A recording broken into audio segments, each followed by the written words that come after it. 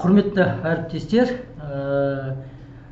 бүгінгі семинарда біздің әлеуметтік серіктесіміз Манкент өндіріс кооперативіндегі ауыл шаруашылық мамандығы бойынша дуалдық жүйесінің оқыту технологиясын көрсетейік деп отырмыз.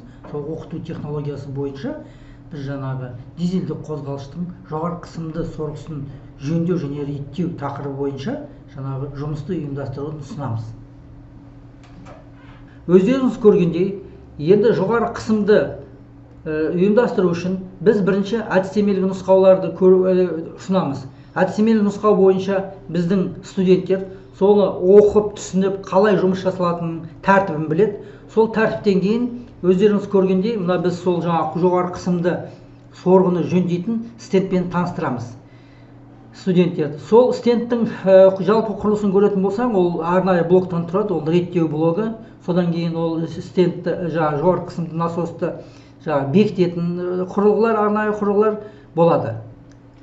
Енді жоғары қысымды дизельдік қозғалыштың жоғары қысымды сорғысын жөндеу үшін біз бұл жерде мысал ретінде М80 тракторының жаңағы УТН-5 жаңағы жоғары қысымды насосын жөндеу көрсетіп тұрмыз. Енді жөндеудің алдында өздеріңізге белгілі біз оны жуып тазалап алып, енді біз арнайы қысқышқа бекітеміз. Енді бекітіп алып, соны жөндеу технологиясын көрсетеміз.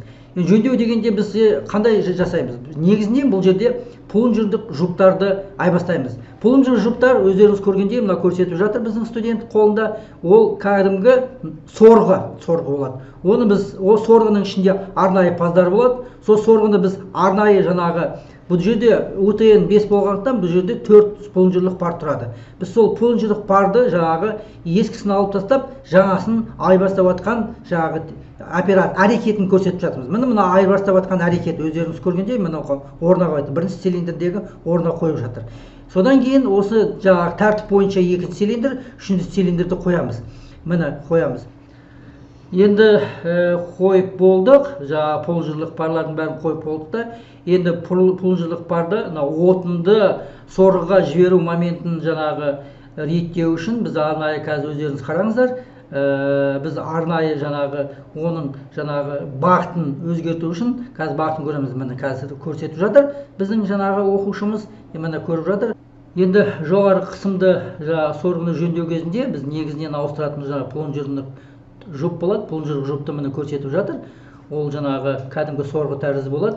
Енді көрсеткенде оның конструкциясын көргендей, оның конструкциясында көрсеткенде жаңағы арнайы жаңағы нелер болады, жаңағы отын жүретін орындар, міне қазір пазалар болады. Міне пазаны көрсетіп жатырмыз. И оның бір жағында болу керек. Біз жаңағы отынды мына қазір біз орналастырып жатырмыз сол плунжерлік парды орналастырғанда өзінің реті болады. Қай жақтан отын кіріп, дизельдік отын кіріп, қай жақтан шығу керек екен. Соның бағыттарын көрсетеді. Міне соның бағыттары бойынша біз соны сөйлеп жатырмыз. Енді біз жаңағы жоғарғы қысымды отын сорғысындағы барлық плунжерлік жұптарды ауыстырып болдық. Сол ауыстырып болып, соны енді орындарына бекітіп жатқан сәттерін көрсетіп жатырмыз.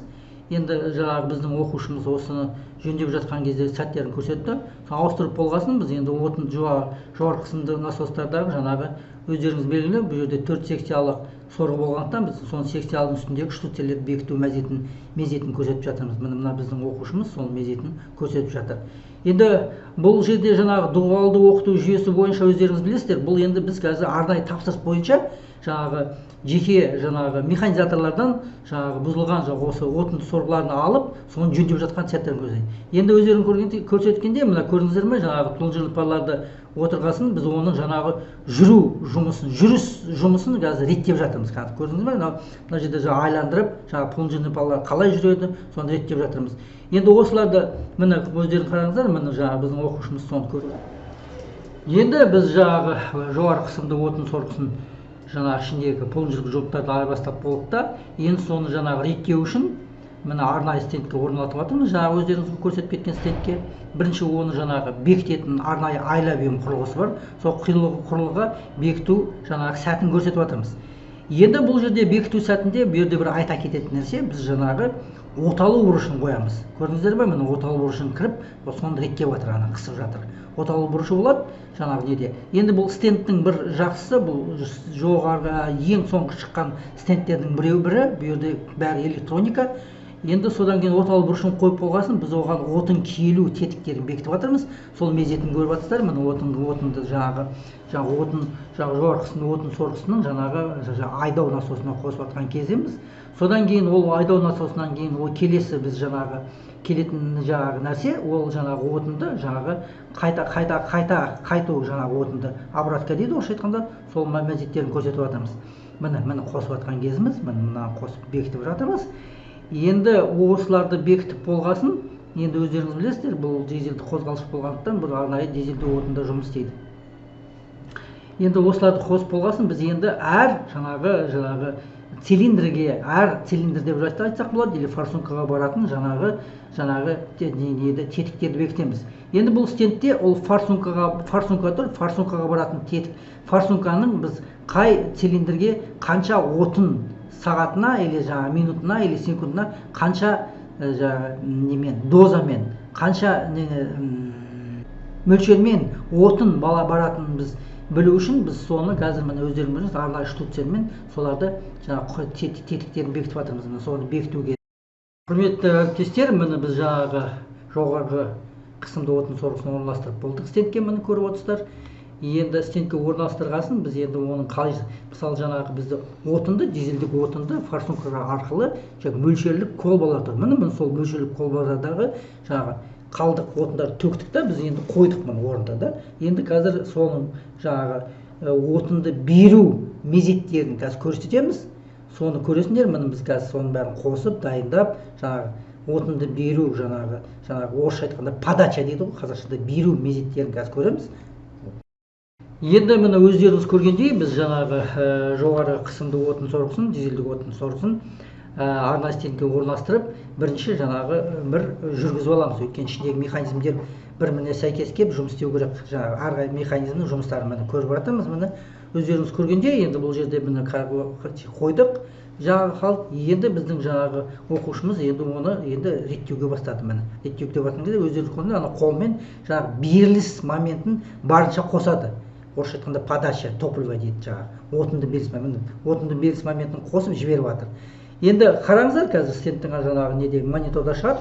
Бұл жерде біз 950 айналым қойғанбыз. Міне 950 айналыммен берілісіп жатырмыз. Міне енді біз жаңағы отынды беріп жатыр. Әр цилиндрге міне отынның беруі міне бір қалыпты емес, көрдіңіздер ме? Біреу көп, біреу аздау болып жатыр. Міне осы моменттерді қазір бір рет не қылып аламыз, реттеп аламыз. Осылардың моментті беріп, міне біздің студентіміз қарап тұр, міне істеп жатыр. Қазір осы жұмыс процесі жүріп жатыр. Жұмыс процесі барысында ол жаңағы барлық мониторда барлық жаңағы қажетті мәліметтерді бақылап отыр. Енді осыны бақылап отырып, жаңағы қандай механизмдер қалай жұмыс істеп жатыр. Енді қолмен ұстап тұрған жері ол жаңағы отынды беру беру моментін істеп жатыр. Міне енді тоқтаттық, мына осыны тоқтатып алып, енді қарадық, енді қай цилиндрге қанша берілді. Енді өздеріңіз қарағандай, мына жаңағы реттеп бірінші жаңағы жіберген кезде бізге отын мөлшері бәрі біркелкі болған жоқ. Міне сол біркелкі болғанда мына әр цилиндрде әртүрлі болды баратын отын мөлшері. Міне соны біз реттеп жатқан моментін көрсеттік.